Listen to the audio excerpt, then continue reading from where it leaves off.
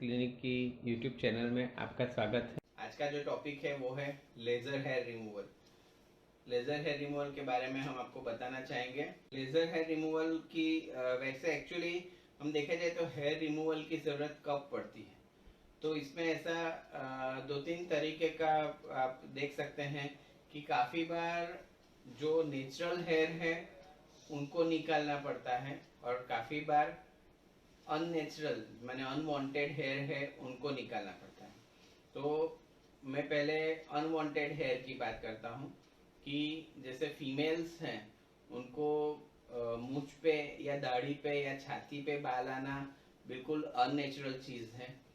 तो वो ऐसे बाल जब आते हैं तो उनको निकालने पड़ते हैं क्योंकि वो अच्छे नहीं लगते हैं और वो पेशेंट्स को कम्बरसम लगता है, उनको उसको मैनेज करना डिफिकल्ट रहता है।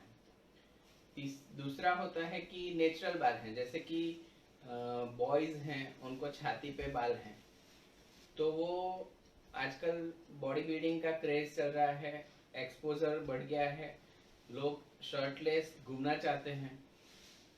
तो वैसे में जो उनकी बॉडी है, जो मसल का शेप है वो बालों के पीछे छुप जाता है। तो वैसे में लोग बालों को निकाल के अपनी बॉडी को अच्छा बनाना चाहते हैं, तो वैसे में भी हेयर रिमूवल करना पड़ता है। काफ़ी बार आईब्रो जो होती है वो लेडीज़ को हर 10-15 दिनों में सेटल करनी पड़ती है, तो वो चीज़ ना हो उसके लिए वो परमानेंट आईब्रो का सेटिंग करा देते हैं। काफ़ी लोगों को आईब्रो के बीच में यहाँ पे हेयर आ जाते हैं, तो वो हेयर वो निकालना चाहते हैं। उसके अलावा काफ़ी कंडीशंस ऐसे होती है जैसे कि पाइलोनिडल साइनस, मैंने अपना जो बैठने की जगह है वहाँ पे एक बाल रिपीटेड फ्रिक्शन होने की वजह से वहाँ पे एक होल पड़ जाता है और वो इन्फेक्शन लंबे समय तक चलता है। अगर वहाँ के बाल निकाल दिए जाए तो ये साइनस वापस नहीं होता है, तो पाइलोनिडल साइनस की ट्रीटमेंट के लिए हेयर रिमूवल करना पड़ता है। या फिर किसी किसी कंडीशंस जैसे कि हेयरी नीवस है, या मेल्स में डेली बियर्ड करना पड़ता है, या बियर्ड का शेपिंग करना चाहते हैं, या किसी किसी को बियर्ड यहाँ तक आती है तो वो सबको, या फिर किसी को न्यूरोजेनिक डिस्टर्बेंस है तो उनको कमर पे पीछे की ओर काफ़ी सारे बाल रहते हैं। तो ऐसी जो भी पैथोलॉजिकल या जन्मजात कंडीशन है उसको ठीक करने के लिए भी हेयर रिमूवल करना पड़ता है। अभी जैसे इन्होंने बोला कि लेज़र हेयर रिमूवल की ज़रूरत कब पड़ती है, तो ये सब चीज़ें जो है वो टेम्पररी मेजर्स, हेयर रिमूवल के लिए टेम्पररी मेजर्स भी आते हैं और परमानेंट मेजर भी आते हैं। तो टेम्पररी मेजर्स क्या है कि आप शेविंग करो, छोटे थोड़े से बाल हैं तो प्लकिंग करो, या थ्रेडिंग करो, या ज़्यादा एरिया है तो वैक्सिंग करो। तो ये भी जो सब एरिया है जिससे हम, या केमिकल डीपाइलेशन माने आप वीट या ऐसी कोई क्रीम लगा के आप अपने बाल निकाल दो। तो ये सब जो मेथड है वो टेम्पररी मेथड है। टेम्पररी क्यों है कि वो हेयर के रूट को डैमेज नहीं करती है, इसलिए वापस से बाल वो जगह पे आ जाते हैं। जबकि अगर आप परमानेंट हेयर रिमूवल कराना चाहते हैं तो परमानेंट हेयर रिमूवल की दो मेथड है। एक मेथड है इलेक्ट्रोलाइसिस और दूसरा है लेजर हेयर रिमूवल। मैंने ऐसे ये दो मेथड से अगर आपके बाल जाते हैं तो वो वापस कभी नहीं आते हैं। तो आजकल लेजर हेयर रिमूवल की ज़रूरत क्यों है, तो इसलिए ज़रूरत है कि लोगों के पास समय नहीं है, वो रिपीटेडली बालों को निकालना नहीं चाहते हैं। इसके अलावा टेम्पररी मेजर्स के जो कॉम्प्लिकेशंस हैं, जैसे कि काफ़ी सारी लड़कियां होती हैं उनको केमिकल डिपाइलेशन की एलर्जी रहती है स्किन पे, या फिर वैक्सिंग थ्रेडिंग करने के समय पे उनको जहाँ से बाल निकलते हैं वहाँ पे दाग पड़ जाते हैं। वैक्सिंग में काफ़ी बार चमड़ी भी, अगर कोई नाजुक एरिया है तो वहाँ की चमड़ी भी खींच सकती है। काफ़ी बार लोग चाहते हैं कि प्राइवेट एरिया का भी वो लोग डेली सेविंग या हफ्ते में सेविंग करना ना पड़े, तो परमानेंट हेयर रिमूव करने के लिए ये लेज़र हेयर रिमूवल की ज़रूरत उनको पड़ती है। ये इंडिकेशन में, एक इंडिकेशन में आपको वापस ऐड करना चाहूँगा कि किसी किसी को जो बगल में बाल उगते हैं वहाँ पे इन्फेक्शन हो जाता है, तो वो इन्फेक्शन को प्रिवेंट करने के लिए भी वो बाल निकालते हैं। और काफ़ी सारी लेडीज़ जो आजकल स्लीवलेस पहनती हैं वो फैशन की वजह से, एक्सपोजर की वजह से भी परमानेंट हेयर रिमूवल कराती हैं। मैंने हेयर रिमूवल करने के बहुत कारण हैं, बहुत सारे उपाय है, लेकिन उसमें से परमानेंट उपाय होने के कारण, और अभी आजकल समय नहीं है लोगों के पास, जो भी चाहिए अगर परमानेंट मिलता है, बिना सर्जरी के मिलता है, तो लोग कराना चाहते हैं। इसलिए आजकल लेजर हेयर रिमूवल की जरूरत है। सर, लेजर हेयर रिमूवल कौन से सिद्धांत पे वर्क करता है?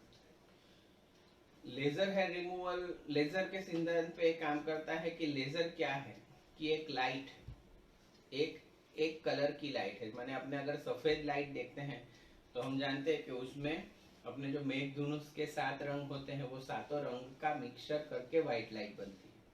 लेकिन इसमें अलग अलग उसकी तरंग लंबाई होती है जो वेवलेंथ बोलते हैं।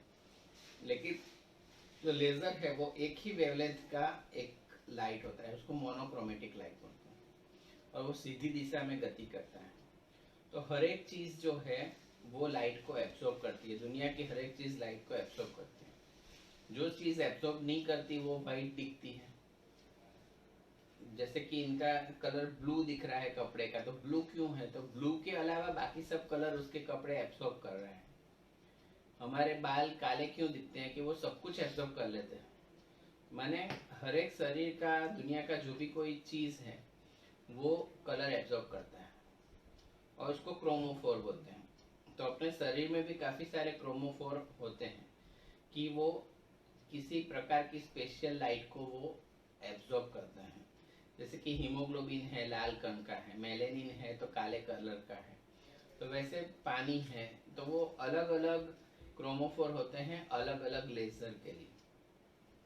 तो हेयर रिमूवल का जो लेजर है वो ब्लैक कलर के ऊपर असर करता है, और शरीर में जितनी भी ब्लैक कलर की चीजें हैं वो उसको एब्जॉर्ब करती है। और एब्जॉर्ब करने के लिए बाद क्या होता है, जैसे हम धूप में खड़े रहते हैं तो क्या होता है, हमें गर्मी लगती है। माने जो सूर्य की प्रकाश की एनर्जी थी उसको हीट एनर्जी में कन्वर्ट हुआ हो। तो वैसे लाइट की जो एनर्जी होती है, लेजर की जो एनर्जी होती है, वो एब्जॉर्ब करने से बालों का जो रूट काला कलर का होता है उसमें एनर्जी प्रोड्यूस होती है हीट की। माने वो बाल गर्म होता है, और एक लेवल से ऊपर गर्म होने पर वो रूट परमानेंटली डैमेज हो जाता है, मर जाता है या जल जाता है।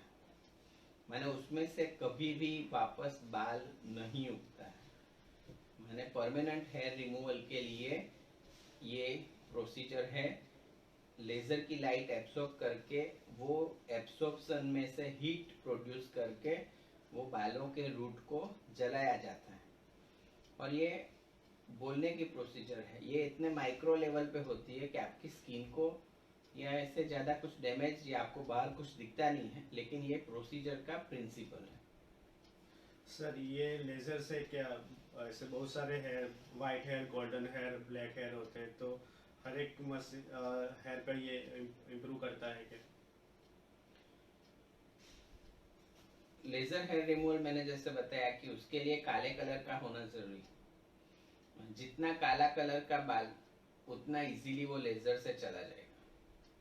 तो जितने भी लेजर हेयर रिमूवल के जो मशीन आते हैं वो सभी इसी प्रिंसिपल पे काम करते हैं। मैंने लेजर हेयर रिमूवल जो है वो काले बालों के लिए ही है। गोल्डन बाल, बहुत पतले बाल या वाइट बालों पे लेजर हेयर रिमूवल का असर नहीं होता है। तो सर, अगर वो हेयर को अगर रिमूव करना है तो कोई मशीन से ऐसे कुछ ट्रीटमेंट्स अवेलेबल? अगर वो हेयर को रिमूव करना है तो अगर आपको माने बहुत पतले बाल हैं, वाइट काले कलर के हैं लेकिन बहुत पतले हैं, तो उसके अंदर मेलेनिन का प्रमाण इतना नहीं होता है कि वो लेजर हेयर रिमूव से जल सकते हैं। तो इसलिए उनके लिए या तो आप लेजर ब्लीच करा सकते हैं, जिसमें आपके बाल जो वाइट है वो गोल्डन हो जाते हैं और दिखना बंद हो जाता है। या फिर अगर आप उसको परमानेंटली निकालना चाहते हैं तो इलेक्ट्रोलाइसिस करके प्रोसीजर आती है, जिसमें माइक्रो करंट का यूज करके करंट की माने इलेक्ट्रिसिटी एनर्जी से बालों के रूट को जलाया जाता है। वाइट हेयर के लिए काफ़ी प्रचलित है ये प्रक्रिया, और उसमें बिना स्कार के परमानेंट हेयर रिमूवल उसका भी हो सकता है। लेकिन लेज़र हेयर रिमूवल से काले और घने बाल ही जाते हैं। सर लेजर हेयर रिमूवल के बेनिफिट्स क्या होते लेज़र हेयर रिमूवल का मैंने जैसा है पहला सबसे मेन इम्पोर्टेंट चीज़ जो है वो है कि उसका परमानेंट होना, माने एक बार आपने जो बाल निकाल दिए वो वापस नहीं आते हैं। दूसरा कि नॉन सर्जिकल मेथड है, उसमें ऑपरेशन की कोई ज़रूरत नहीं पड़ती है। तीसरा कि इसमें आजकल मशीन्स इतने अच्छे हो गए हैं कि कॉम्प्लिकेशंस के रेट बहुत ही कम हैं। अगर आपकी चमड़ी फेयर है और बाल काले हैं तो चमड़ी एनर्जी, लेज़र की एनर्जी एब्जॉर्ब ही नहीं करेगी, तो आपको रिजल्ट बहुत अच्छा मिलता है। अगर आपकी चमड़ी भी ब्लैक है, माने चमड़ी में भी ब्लैक कलर है और काले बाल हैं, तो थोड़ी सी जब बाल के रूट, क्योंकि बाल का रूट चमड़ी के नीचे है, तो लेज़र पहले चमड़ी पे जाएगा, चमड़ी से होके रूट तक जाएगा। तो जब रूट तक जाता है तब तक वो चमड़ी को भी थोड़ा बहुत गर्म करता है। तो ब्लैक स्किन और ब्लैक हेयर वो ज़्यादा अच्छा कॉम्बिनेशन नहीं है, लेकिन फिर भी ब्लैक स्किन में भी अच्छी तरीके से हेयर रिमूवल हो जाता है। माने हर एक टाइप की इंडियन स्किन के लिए लेज़र हेयर रिमूवल जो है वो हो सकता है। दूसरा कि जैसे मैंने बताया कि टेम्पररी जो है उसकी जो रिपीटेड कॉस्ट होती है, कि जैसे आपने हर बार आपको लेज़र खरीदना पड़ेगा या आपको हर बार केमिकल की क्रीम खरीदनी पड़ेगी, वो रिपीटेड खर्चा आपको लाइफ टाइम नहीं करना पड़ेगा। एक बार आपने खर्चा कर लिया लेज़र हेयर रिमूवल से, लेज़र बाल निकल गए तो वापस नहीं आते हैं, तो आपको रिपीटेड खर्चा नहीं करना पड़ेगा। दूसरा उसके जो कॉम्प्लिकेशंस थे, जैसे मैंने बताया कि पिगमेंटेशन होना या फॉलिक्यूलाइटिस होना या किसी को जल जाना या स्किन की एलर्जी होना, माने वो जो टेम्पररी मेजर्स के जो कॉम्प्लिकेशंस हैं वो भी इसमें नहीं होते हैं। इसलिए लेज़र हेयर रिमूवल एक बहुत अच्छी प्रोसीजर है। सर ये लेजर हेयर रिमूवल के लिए कितने सेटिंग्स की जरूरत होती है? इसका आंसर देने के पहले लेज़र हेयर रिमूवल में सीटिंग की ज़रूरत क्यों पड़ती है वो मैं आपको बताना चाहूँगा। कि लेज़र हेयर रिमूवल जो है, आप जैसे देखते हैं कि हमारे जो भी बाल हैं वो हर एक बार एक्टिव उसमें नहीं रहते हैं, एक्टिव पार्ट में नहीं रहते हैं। काफ़ी बार ऐसा होता है कि हमारा जो बाल है पहले सोया रहता है, फिर उसको टेलोजन फेज बोलते हैं, फिर उसमें से बाल उगना चालू होता है, उसको एनाजन फेज बोलते हैं, और उसके बाद बाल गिरने वाला होता है और रेस्ट में चला जाता है उसका फॉलिकल, तो उसको हम कैटाजन फेज बोलते हैं। तो ये तीनों फेज के जो बाल होते हैं वो उसमें मेलेनिन का प्रमाण सेम नहीं रहता है, क्योंकि ये जो बाल हैं वो हर एक में मेलेनिन का प्रमाण अलग अलग होता है, अलग अलग फेज में। मैंने एनाजन के बाल होते हैं उसी में ज़्यादा मेलेनिन जमा होता है, क्योंकि उस टाइम पे बाल उग रहा होता है, बन रहा होता है। तो laser hair removal mostly anagen phase के बालों को ही इफेक्ट करता है, क्योंकि बाकी में जैसे कि हम एक टेम्पररी एग्जांपल लेते हैं कि अगर 40 डिग्री पे बाल का रूट जल जाता है, तो एनाजन हेयर में इतना मेलेनिन होता है कि आपने लेज़र किया, वो सिटिंग में आपको टेम्परेचर 40 डिग्री मिल गया। लेकिन जो बाकी के फेस के जो रूट हैं उनमें इतना मेलेनिन नहीं रहता, तो उनका टेम्परेचर तो बढ़ता है लेकिन 10 या 20 डिग्री तक जाता है, तो वो जलते नहीं हैं। इसलिए वो जब अपना टर्न आता है तो वो नेचुरली ग्रो करते हैं। वो जब एक्टिव होते हैं तब उसमें मेलेनिन का प्रमाण बढ़ता है, तो उनको मारना पड़ता है। इसलिए लेज़र हेयर रिमूवल में सीटिंग की ज़रूरत आपको पड़ती है, और ज़्यादातर नॉर्मली देखा जाए तो 8 से 9 सीटिंग इसमें करनी पड़ती है। जब आपको नए बाल आते हैं उसके हिसाब से आपको लेज़र हेयर रिमूवल के लिए ये सीटिंग लगती है। किसी को 8 लग सकती है, किसी को 9 लगती है, किसी को 10-11 भी लगती है, क्योंकि हर एक आदमी का जीनेटिक्स अलग होता है, उनका हेयर उगने का टाइप अलग होता है, उनके हेयर का टाइप अलग होता है। किसी को मोटे बाल उगते हैं, किसी को पतले उगते हैं, ये सभी जीनेटिकली डिसाइडेड होता है। दूसरा कि लेडीज़ में अगर मूछ या दाढ़ी पे बाल उग रहे हैं तो उसके भी बहुत सारे हार्मोनल डिस्टर्बेंसेस रहते हैं। तो वैसे में नंबर ऑफ सीटिंग ज़्यादा इम्पोर्टेंट नहीं रहता है, आपको बाल उगने का कारण क्या है वो देखने के बाद आप अगर लेज़र कराओगे तो आपको अच्छा रिजल्ट मिलता है, परमानेंट रिजल्ट मिलता है। लेकिन ज़्यादातर नेचुरल बाल जो हैं वो 8 से 9 सिटिंग में चले जाते हैं। सर एलिगेंस क्लिनिक में लेजर हेयर रिमूवल के लिए कौन सा मशीन अवेलेबल है? एलिगेंस क्लिनिक में लेज़र हेयर रिमूवल के जो भी एडवांस मशीन हैं वो अवेलेबल हैं, जैसे कि डायोड लेज़र मशीन है, तो वो एडवांस मशीन है जिसमें बर्न की संभावना बिल्कुल ही कम होती है। और दूसरा मशीन है हमारे पास, वो है ट्रिपल फ्रीक्वेंसी। मैंने उसमें डायोड, एनडीआर और दूसरे तीसरे जो लेज़र होते हैं, 3 टाइप के लेज़र का बर्स्ट एक ही साथ में होता है, जिससे कि पतले मोटे हर एक टाइप के जो भी काले बाल हैं वो साथ में निकल सकते हैं। तो जो भी एडवांस टेक्नोलॉजी है वो हमारे पास अभी है। सर ये प्रोसीजर पेनफुल है? नहीं, ये प्रोसीजर पेनफुल नहीं है। उसमें हल्का सा आपको माइल्ड बर्निंग सेंसेशन होता है, क्योंकि चमड़ी से होके ही एनर्जी बालों के रूट तक जाती है। लेकिन उसके लिए हमारे पास जो मशीन है उसमें कूलिंग हेड होता है, माने जिस जहाँ से लेज़र निकलता है वो पार्ट भी अपने आप को काफ़ी कूल करता है, वैसी मशीन में अरेंजमेंट रहती है। और हम जो उसके लिए जेल यूज़ करते हैं वो जेल भी हमने फ्रिज में रख के ठंडी करी हुई होती है, तो आपको ज़्यादा अनकंफर्टेबल नहीं रहता है। पेन तो नहीं होता है, लेकिन थोड़ा सा आपको माइल्ड बर्निंग टाइप का या गर्मी टाइप का सेंसेशन हो सकता है। सर ये प्रोसीजर के कोई कॉम्प्लिकेशंस होते हैं? प्रोसीजर के कॉम्प्लिकेशंस होते हैं अगर आप अनट्रेन्ड हाथ से कराते हैं, या मशीन आपका ठीक नहीं है, या आपने ज़्यादा एंथुजियास्टिकली ये प्रोसीजर किया, तो मैंने जैसे बताया कि स्किन में से होके एनर्जी रूट तक जाती है। तो स्किन के बर्न्स होना वो एक रेयर कॉम्प्लिकेशन इसमें होता है। और वो जो पिगमेंट बनता है स्किन जब बर्न होती है, तो ज़्यादातर तो माइनर बर्न होता है, इसमें अपने आप 5-6 दिन में रिकवर हो जाता है। किसी किसी को बर्न्स के माइनर दाग या वो बनते हैं जो ज़्यादातर क्रीम से मैनेज हो जाते हैं। तो लेज़र हेयर रिमूवल के एज सच कोई ज़्यादा कॉम्प्लिकेशंस नहीं है। सर हर एक पेशेंट्स में जो रिजल्ट का जो होता है वो सेम रहता है या अलग अलग होते हैं? जैसे मैंने बताया कि हर एक पेशेंट को अपना रिजल्ट अलग अलग मिलता है, क्योंकि उनकी बालों की डेंसिटी, बालों में मेलेनिन का प्रमाण, उनकी जो हेरिडिटी के हिसाब से बाल की उगने की प्रक्रिया, या उनको अंदर हार्मोनल इम्बैलेंस है कि नहीं है, वो सब चीज़ें मायने करती है हेयर रिमूवल के लेज़र के लिए। अगर आप हेयर रिमूवल करा रहे हैं तो आपको 3 चीज़ें, मैंने 3 या 4 चीज़ें आपको देखने को मिल सकती हैं। पहला कि आपके बाल टोटली उगना, मैंने एक सिटिंग आपने कोई एरिया पे कराया, वहाँ पे आपको क्या दिखेगा?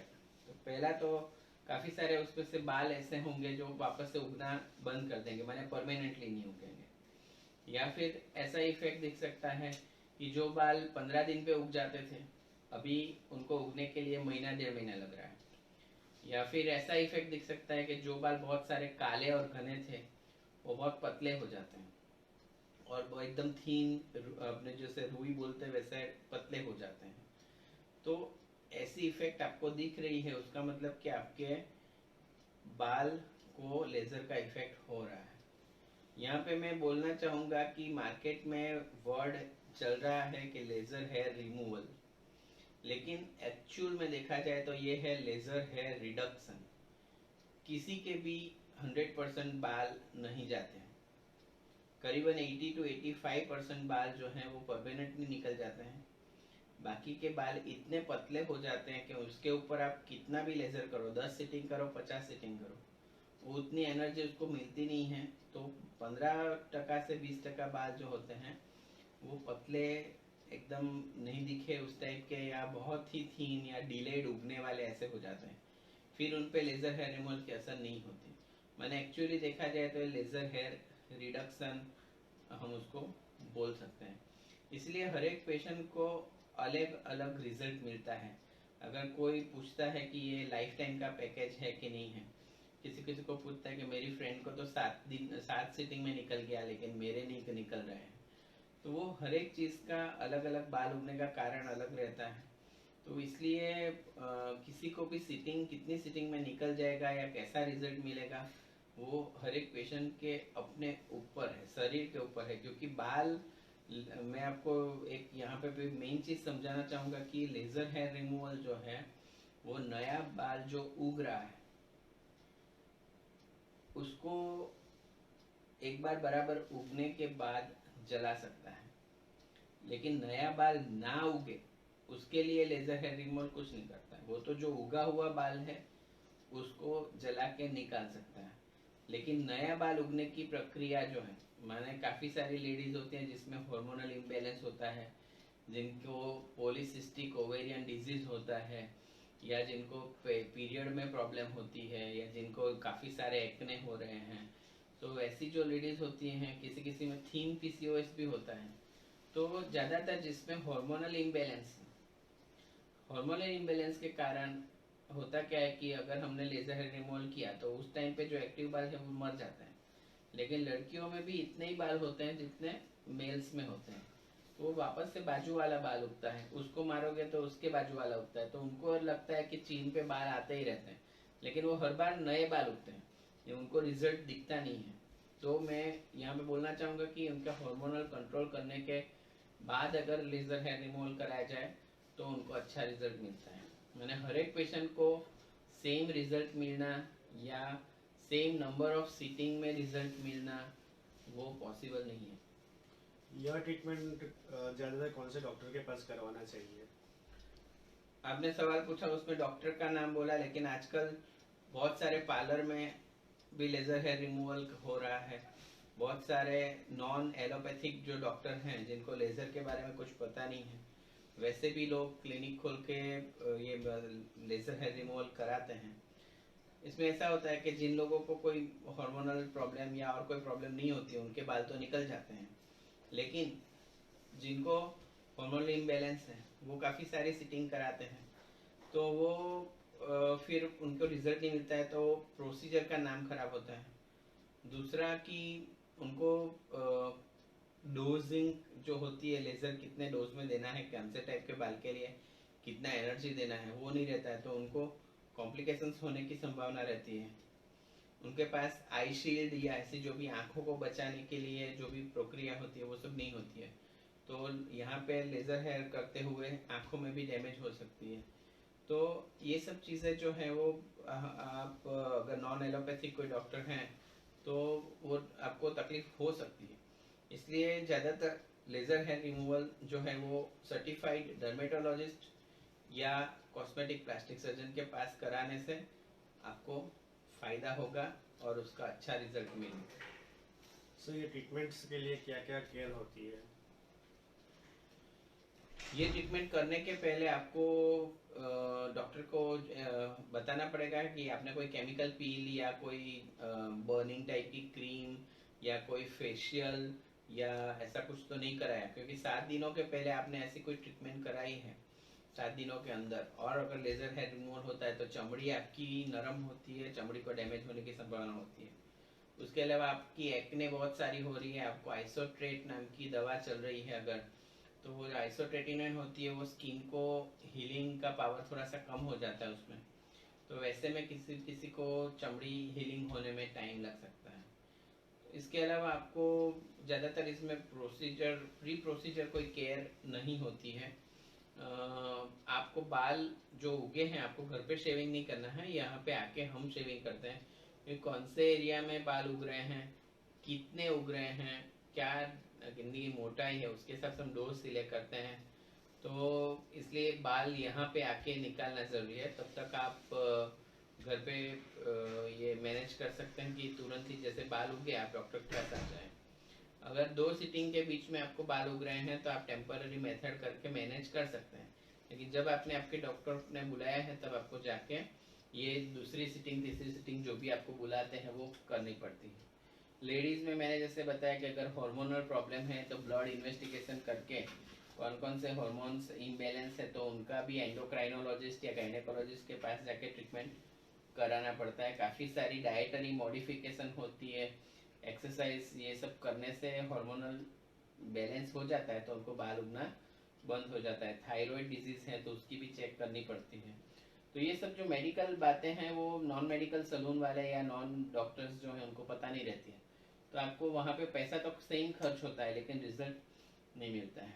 दूसरा जो प्रोसीजर, पोस्ट प्रोसीजर आपको सनलाइट अवॉइड करना है, जैसे पील या को जो फेशियल कराते हैं वो सब चीज़ें 7 दिनों तक नहीं करनी है। हम यहाँ से आपको मॉइस्चराइज़र और एंटीबायोटिक क्रीम देते हैं, वो आपको लगानी है। और बाल ना उगे या उस टाइप की भी काफ़ी सारी क्रीम्स आती हैं, वो हम आपको प्रिस्क्राइब करते हैं, वो आपको लगाना है। और जब आपके नए बाल उगे तो आप डॉक्टर को मिल के आपके दूसरे सिटिंग का अपॉइंटमेंट ले सकते हैं। सर एलिगेंस क्लिनिक में हेयर रिमूवल के लिए क्या क्या फैसिलिटी अवेलेबल है? जैसे मैंने बताया कि हमारे पास एडवांस टेक्नोलॉजी का डायोड लेज़र है, ट्रिपल फ्रीक्वेंसी लेज़र है। उसके अलावा सफ़ेद बालों को निकालने के लिए इलेक्ट्रोलाइसिस का मशीन भी है। और किसी किसी को इतने सारे बाल होते हैं कि जो उनको नहीं चाहिए हैं, तो हम लोग FUE करके जो हेयर ट्रांसप्लांट की जो प्रोसीजर है, जिसमें यहाँ से बाल निकाल के यहाँ डालते हैं, तो हम लोग हेयर ट्रांसप्लांट सर्जरी भी करते हैं। तो काफ़ी बार ऐसे होते हैं कि 1 या 2 बाल हैं, तो FUE से भी हम निकाल सकते हैं, तो वो परमानेंट आपके बाल वहाँ से निकल जाते हैं। तो मैंने हेयर रिमूवल के लिए जितने भी प्रोसीजर्स हैं वो एलिगेंस क्लिनिक में अवेलेबल हैं। इसके अलावा आपको अगर लेज़र हेयर रिमूवल के बारे में कुछ भी जानना है तो आप, हमारा क्लिनिक है अडाजन में, वेसू में, सूरत में, गुजरात में, वहाँ पे आ सकते हैं। हमारा ईमेल एड्रेस है ashutosh.apple@gmail.com और हमारी वेबसाइट है www.surathairandcosmetic.com। आपने आपका अमूल्य समय निकाल के ये वीडियो देखा, इसलिए आपका धन्यवाद।